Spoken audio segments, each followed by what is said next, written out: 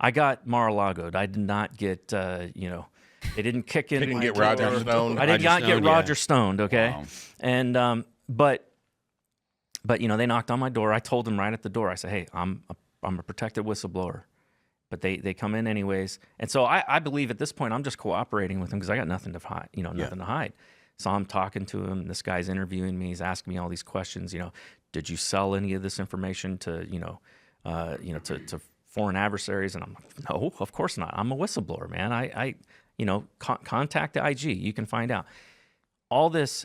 And then after he's asked me all these questions and grilled me, then he pulls out a search warrant. And then I'm like, oh crap. Mm-hmm. All right, Not there for we fun. want you to take us over to your safe. Do you have any guns? Yes, they're all in my safe. Okay, we need to see them. So they start taking, you know, then he tells me to hand him my guns. Now, I'm looking at this like later now. At the moment, I'm just obeying, but he could have shot me dead, you know. He's asking me to hand him my guns. So I'm handing him my guns. You know, they're writing all the serial numbers down on all my guns and everything. Then, you know, they're going through my house. They're detaining me essentially in one room for 9 hours. 9 hours. They went through every room of my house. They took all of my electronics. And, you know, and at this point, I'm like, I think I need to call my lawyer. So you're saying they wanted you to hand them your guns. Yeah. So you could have been holding it when they shot you and Absolutely. say, oh, he was aggressive. Absolutely. That is wild. Yeah. And in the moment, Yeah. it's probably nerve-wracking, Oh, my so you're God, not thinking straight. No. And I mean, the only, you know, and then they threatened to shoot my son's dog because his dog was, you know, in his room, and my son's got Asperger's. You know, he's got high functioning autism. He's freaking out. My wife wasn't there, thank God. Nobody else was there but my son and me. And they end up eventually taking all my stuff. And at that point, and I called my lawyer. My lawyer's like, don't say anything to him. And I'm like, Too late. kind of already did. And he's like Jeez. pissed. And he's like, what did I tell you? If the FBI shows up, don't say nothing.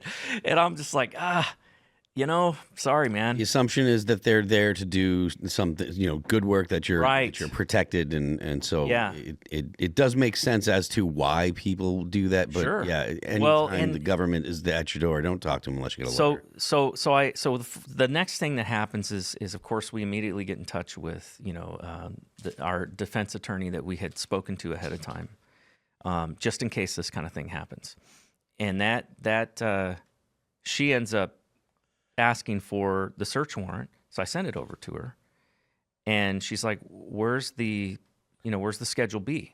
I'm like, what do you mean? Well, I've never seen a search warrant before, so I have no idea if what they gave me is legit or not. You want to go ahead and lay out what a Schedule B is? Schedule B is what tells you what they're allowed to take. And I'm like, they never gave me that. You know, I only had basically the front page of the, thing. So I think they did give me the Schedule A, which says where they can search, but it doesn't. The Schedule B is what says what they can take. And I know why they did not give me the Schedule B, because they took things that were not on the list, like my wife's, some of my wife's journals. I mean, personal journals. I haven't even looked at her journals. But based on the things that they took, it was clear what they were trying to set up. They were trying to set up, that I'm like some anti-government, conspiracist, that I'm, selling secrets to, enemies or something like that, or whatever. Did they take your copy of A Catcher in the Rye? No, but they took my copy of a book about a government conspiracy that had been written by a guy, Bill Still.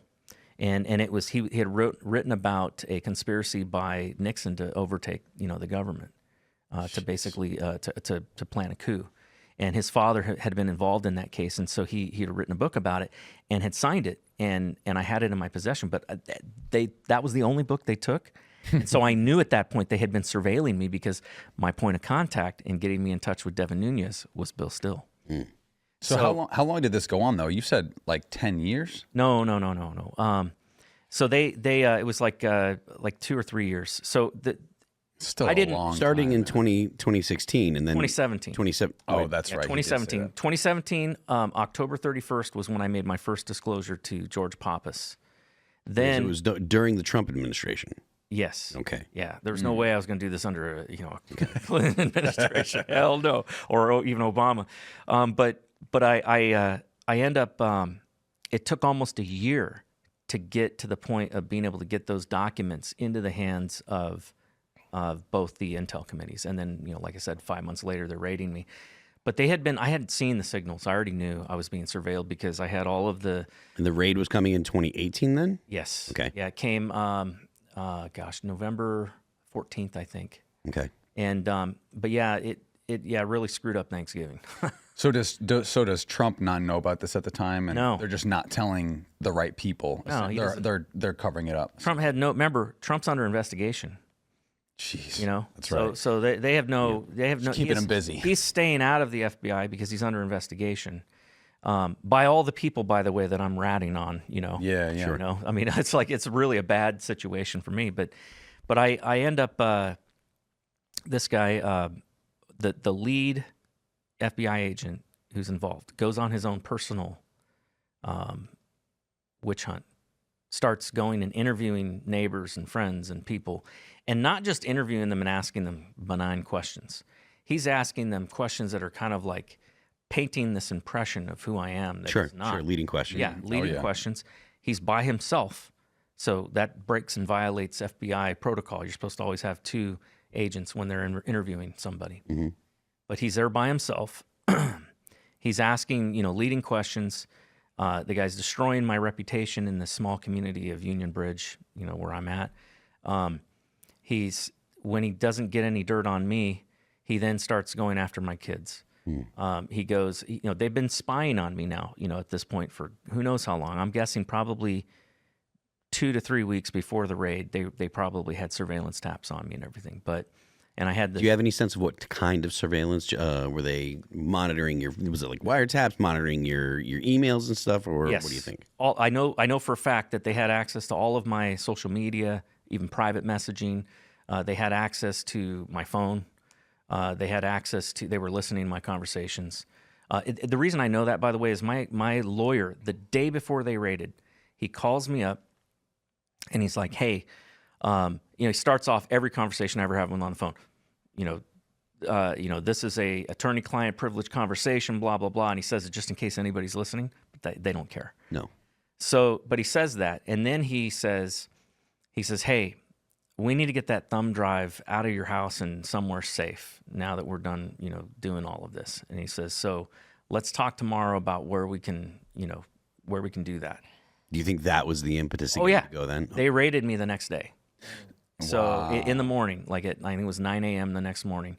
And it started with two people show up. And I knew it was FBI the moment they pulled in because they had that, standard FBI haircut and walk. They get out of a white car, and they, sedan, and they walk up to my door. And so, when I let them in, the moment he pulls out the search warrant, all of a sudden, 14 more of them show up in my driveway.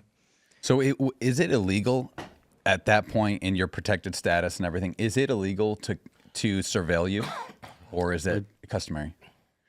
Here's the thing. So in order to do all of that, so we know that the FBI has been illegally using 702 to spy on people. Yeah. And that's illegal. The courts have said so, but nobody, there's no punishment for that. So Right. What do they care?